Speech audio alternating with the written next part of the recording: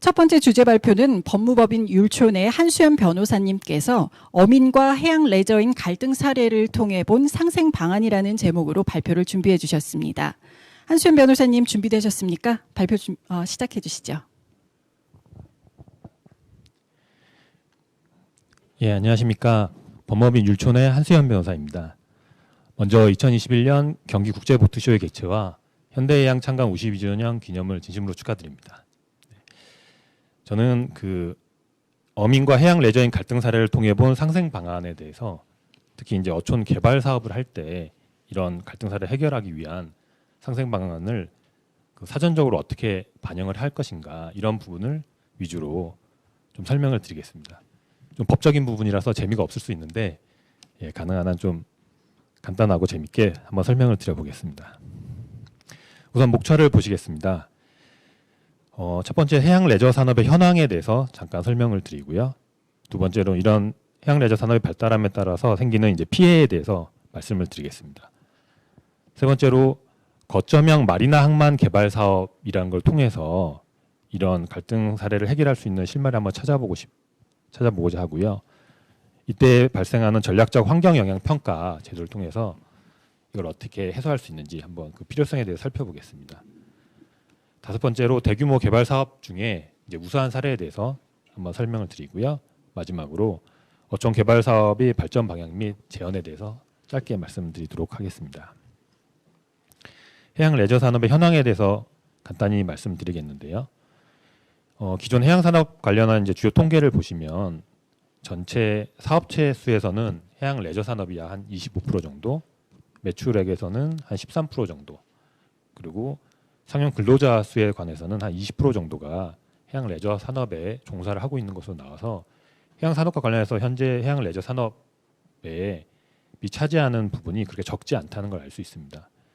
여기에 대해서 해외에 저희보다 선진된 해외 사례를 보면 해양 레저 분야가 성장 잠재력이 굉장히 높아서 나중에 전 세계 관광 시장의 50%를 차지할 것으로 전망을 하고 있습니다.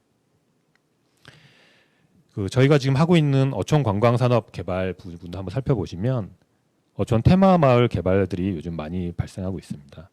잘 아시는 섬진강 문화 제첩 축제라든가 제주 해녀 축제 이런 것들이 국내에 있고요. 그리고 베트남 다낭 같은 데 가보시면 호이안 마을처럼 잘 정돈돼서 옛날 베트남의 그런 풍치를 느낄 수 있는 그런 개발된 곳들도 상당히 있는 것 같습니다. 이것처럼 지금 어촌들에서는 어촌 고유의 경관과 문화 자원을 이제 보존하고 활용하는 방안이 많이 늘어나고 있고요. 특히 요즘에는 저도 자주 보고 있는데 도시어부와 같은 TV 프로그램이 굉장히 인기를 끌고 있습니다. 그래서 작년만 해도 700만, 800만 낚시 인구 막 이렇게 했는데요. 올해는 항상 1000만의 낚시 인구 이렇게 할 정도로 도시어부나 이런 걸 통해서 어촌에 대한 국민 인식들이 굉장히 많이 제고가 되었고 해양과 관련된 레저가 굉장히 늘고 있는 것 같습니다. 그리고 이런 체험 활동들과 어촌 테마 마을이 개발되니까 국민들이 이런 데 접근할 수 있는 접근성이 굉장히 증가되고 있어서 이런 사업들이 굉장히 발전을 하고 있는 것 같습니다. 이를 위해서 앞에 최은호 정책관님도 이제 말씀을 주셨지만 국가의 지원도 굉장히 확대를 되고 있고요. 시쳇말로 단군 이래 최대의 수산 사업이라고 하는 어촌 뉴딜 300 사업이 현재 진행 중에 있습니다. 대략 크게 3조 가까운 돈을 이제 매년 4천에서 5천억 가까이 투여를 해서 지금 100여 개 되는 어촌들을 개발을 하고 있는데요. 이걸 시점으로 해서 어촌들이 굉장히 많이 개발되지 않을까 이렇게 생각을 하고 있습니다. 이렇게 어촌에 대한 해양 레저 사업들이 이렇게 발전을 함에 따라서 그에 대한 피해도 굉장히 증가를 하고 있고 좀 심각해지는 측면이 있는 것 같습니다. 해양 레저 산업이 발전을 하게 되면 어민들의 생존권이 그 자체로 굉장히 위협을 받는 상황이 있습니다. 기사에도 잘 보시고 있고 현재도 계속 진행이 되고 있는데 동해안 같은 경우에 고성 같은 경우에 문어잡이 어민들이 있습니다. 문어를 잡아서 이제 생계를 유지를 하고 있는데 해양 레저 하시는 분들이 가서 이제 문어 낚시들 굉장히 많이 하시게 되고 거진항, 대진항 이런 데까지 진출하셔가지고 문어를 이제 잡으시기 때문에 근데 문어를 잡는 것 자체는 해양 레저로서 당연히 허용되는 일인데 인구가 너무 늘다 보니까 어민들이 잡는 문어와 이게 경쟁을 하는 관계가 되어서 이 해양 레저 급증에 대해서 어민들의 피해와 그에 따른 갈등이 굉장히 늘어나고 있는 추세입니다. 그래서 보시면 밑에 사진 보시면 슬리베이 부분을 쇠사슬을 아예 잠가서 해양 레저 하시는 분들이 이렇게 나가지 못하게 하는 정도로 어민들의 그 피해와 그런 갈등 이런 게 굉장히 심해진 상태고, 그런데 이에 대해서는 이제 지자체 같은 곳에서는 이걸 규율할 수 있는 부분이 크게 많지 않기 때문에 관여를 잘 하지 못하고 있는 상황이 지속되고 있는 것 같습니다. 여기에 대해서 더해서 그 해양 레저 관련한 인원들이 워낙 증가하다 보니까 보시는 것처럼 그 해변에 쓰레기나 이런 것들이 굉장히 많이 쌓이고 있습니다. 물론 이런 것들 전부를 해양 레저인들이 전부 한다고 말할 수는 없지만, 물론 어민들이 하는 어구나 이런 부분도 심각한 측면이 있지만, 해양 레저가 늘어감에 따라서 환경 피해나 쓰레기 같은 경우는 더 증가할 걸로 예상이 됩니다.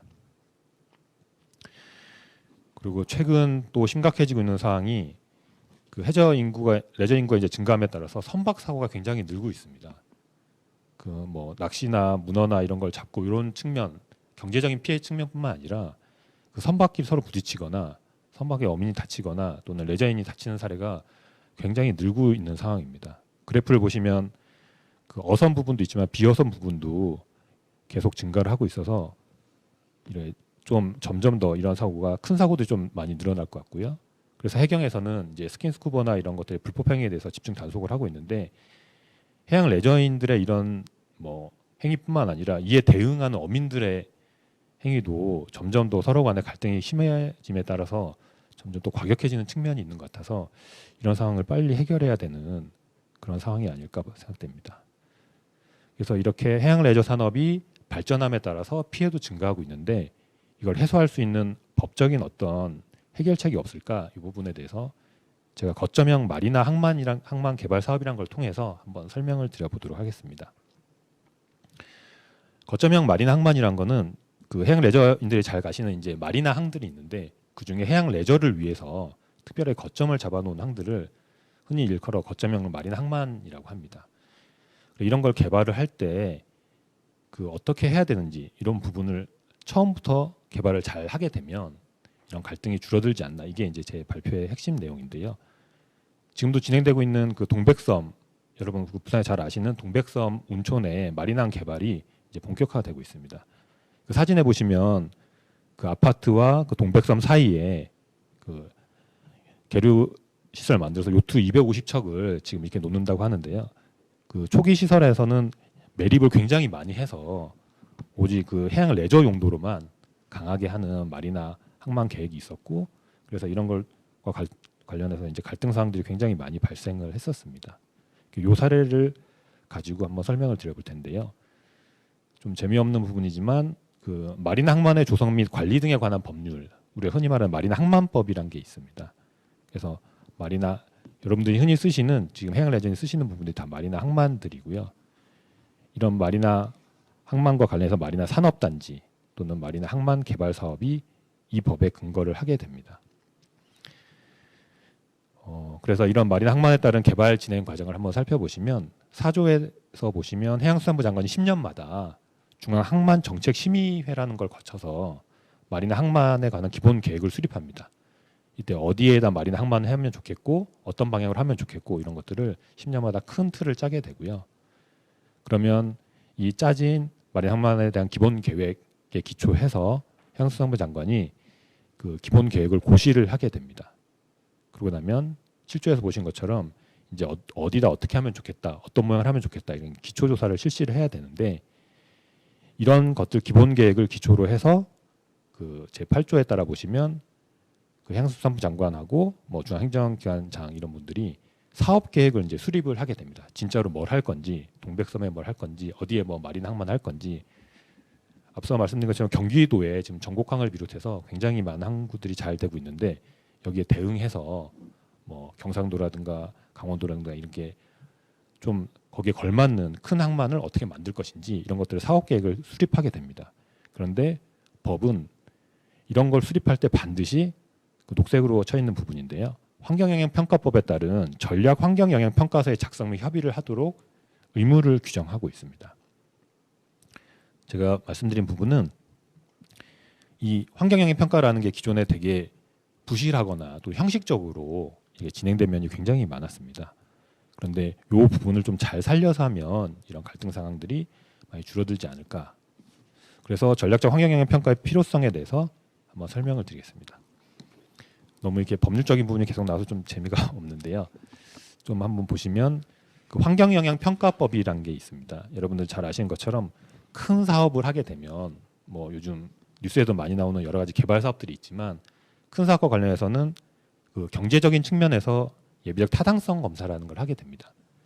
그래서 그게 경제성이 있느냐 없느냐 이런 평가를 위주로 하게 되고 그와 더불어서 환경에 어떤 영향을 미치게 되느냐라고 해서 환경영향 평가를 하게 되는데 이런 두 가지 큰 여러 가지 평가에서 보시면 그 지역에 거주하는 주민들의 경제적 불이익이나 또는 이런 협의 관련해서는 이걸 반영할 수 있는 부분이 크게 이제 반영되어 있지 않습니다.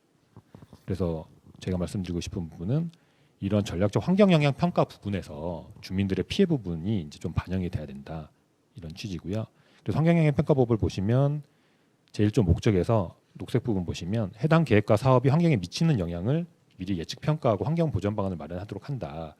그래서 이 환경이 꼭 자연 환경만을 얘기하는 게 아니라 어민들이 가지고 있는 그 경제의 기반이 되는 자기 생활 경제의 기반이 되는 그런 부분까지 또 포함하는 그런 환경을 좀 넓게 해석해서 환경 영향을 평가해야 된다는 거고요. 제2조 보시면 전략 환경 영향 평가라는 거는 이런 계획을 수립할 때 해당 계획의 적정성이나 입지 타당성 등을 이제 검토하는 것을 얘기합니다. 그래서 구조를 보시면 대상 중에 하나로 항만의 건설에 관한 계획이나 관광단지 개발, 특정 지역 개발에 관해서 전략 환경 영향 평가를 하도록 규정이 되어 있습니다. 그래서 이런 전략 환경 영향 평가를 어떻게 하냐면 일단 행정기관이 그 초안을 작성을 해야 되고 그 초안을 이제 공고를 하게 되면 이제 13조 보시는 것처럼 그 설명회를 개최해서 반드시 해당 평가 대상 지역의 주민의 의견을 들어야 됩니다. 그리고 필요하면 이제 공청회도 열어야 되는데요. 이를 통해서 이제 주민들의 의견을 이게 수용하고 이제 들을 수 있는 계기를 마련하게 됩니다. 아까 처음에 말씀드렸던 동백성 운촌 마리나항 개발 사업을 보시겠습니다. 처음에 이 항만을 이제 개발한다고 했을 때 상당량을 이제 매립을 하도록 처음엔 개발 계획이 잡혀 있었습니다. 그런데 여기 사진에 보신 것처럼 전략 환경 영향 평가 공청회를 통해서 이제 환경 전문가, 지역 주민들, 어민들이 다 나와서 매립지 범위의 문제라든가 그로 인해 발생한 어민들의 문제점에 대해서 굉장히 많은 얘기를 했고요. 이 부분이 어느 정도 일단 받아들여져서 계획이 상당 부분 좀 수정이 됐습니다. 그래서 이런 전략 영향 평가에 따른 공청회의 결과 그 이제 보시는 것처럼 맨 밑에 보니까 좀 뭐 거점 기능을 할 수 있을지 아쉬움이 남을 정도로 뭐 매립지를 줄였다, 요트 계류 시설을 좀 줄였다 이렇게 나오기도 하지만 일방적으로 해양 레저 산업만을 위한 개발 계획을 세웠을 경우에는 그 근처의 주민이나 어민들의 피해가 훨씬 크고 그걸 반영할 수 있는 부분이 없기 때문에 조율하고 조화할 수 있는 부분을 반영했다고 보는 게 오히려 맞을 것으로 보입니다. 그래서 결국 해양수산부는 이런 전략 환경영향 평가의 결과를 반영해서 대규모 매립 부분은 철회를 하고 그래서 사업이 이제 진행이 되고 있습니다.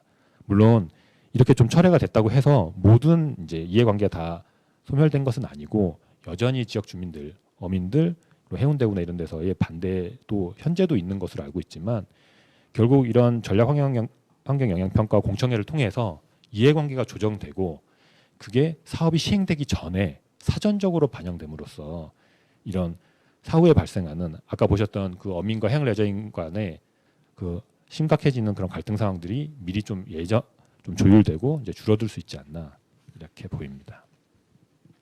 그러면 이런 대규모 개발 사업에서 좀 우수 사례 한번 보시면 추진 단계부터 아예 주민들이 행정과 많이 협력한 그런 사례들이 있습니다. 그 고흥군의 농산 어촌 개발 사업인데요. 여기는 고흥군에서는 이쪽뿐만 아니라 여러 곳에서 농산 어촌 개발 사업을 하고 있는데 주민이 아예 처음부터 행정과 협력해서 지역 특색 사업을 위해서 여러 가지 공모를 했고 고흥군이 그걸 적극적으로 지지를 해서 여러 가지 공모 사업에 계속적으로 지원하시고 네, 계속 선정이 되어 가시는 걸로 알고 있습니다. 그리고 제가 핵심적으로 말씀드리고 싶은 사례의 우수 사례 중에 하나인데요. 그 개발 사업으로 발생하는 이익을 개발 사업을 하시는 사업자나 또는 해양 레저 부분에서만 전부 다 가져간다고 하면은 아까 말씀드린 것처럼 그로 인해서 발생하는 피해를 입은 어민들의 경제적 피해 부분이 보상이 되지를 않습니다. 예를 들면 뭐 수용을 한다거나 한다면 어민들의 어업권이 보상받을 수 있는 계기가 있지만 그렇지 않고 간접적으로 여러 가지 영향을 미치는 부분은 그 피해를 보상할 방법이 없습니다. 그래서 이 부분은 근데 실질적으로는 어민들의 피해 또는 지역 주민들의 피해를 근거로 해서 이익이 나는 거기 때문에 이 부분 당연히 조율이 필요한 거고 이거를 지금 반영할 수 있는 법적인 제도가 그 직접적으로는 없기 때문에 아까 말씀드린 그 전략 환경 영향 평가를 통해서 개발 사업을 할 때 자체 처음부터 이익 배분을 하는 형태의 계획이 반영이 돼야 된다는 겁니다. 성주군의 일반 농산 어촌 개발 사업을 보시면 그 지역에 생산된 쌀이나 콩 이런 것들을 생산을 하고 그거를 가공 판매하는 업체들이 들어가서 그러니까 거기 농민들은 그런 생산을 계속하고 그 판매를 도와주는 업들이 들어가서 이런 것들이 다 뭉쳐져서 체험 활동까지 있어서 그 지역에 있는 농민들에게 농촌에 그 활력을 주고 농촌에 경제적 이득을 줌으로써 이 개발 사업이 크게 성공을 하고 있는 사례입니다. 이런 식의 사업 모델, 그러니까 해양 레저나 마리나를 개발할 때 어민들에게 그런 이익이 좀 돌아가도록 하는 어민들이 여러 가지를 뭐 할 수 있고 또 체험 활동에서도 어민들의 어촌의 그런 소득을 높여줄 수 있는 이런 것들을 좀 개발 사업에 처음부터 이익 배분을 넣으면 그런 것들이 갈등을 줄어들게 하고 할 수 있지 않나 이런 생각이고요. 그래서 여기서 전략적 이제 환경영향 평가에 대한 시사점을 보시면 어촌 개발 사업을 단순히 이제 피해만 유발한다고 어민 측에서 많이 느끼고 있습니다. 그거는 왜냐하면 지금 말씀드린 것처럼 어민에게 피해만을 주고 이익을 주는 이익의 분배를 하는 그런 계획이 이제 세워지지 않았기 때문인데요. 아까 말씀드린 것처럼 환경영향 평가 이런 부분 잘 반영만 한다면 피해만 유발하는 것은 아니라는 겁니다.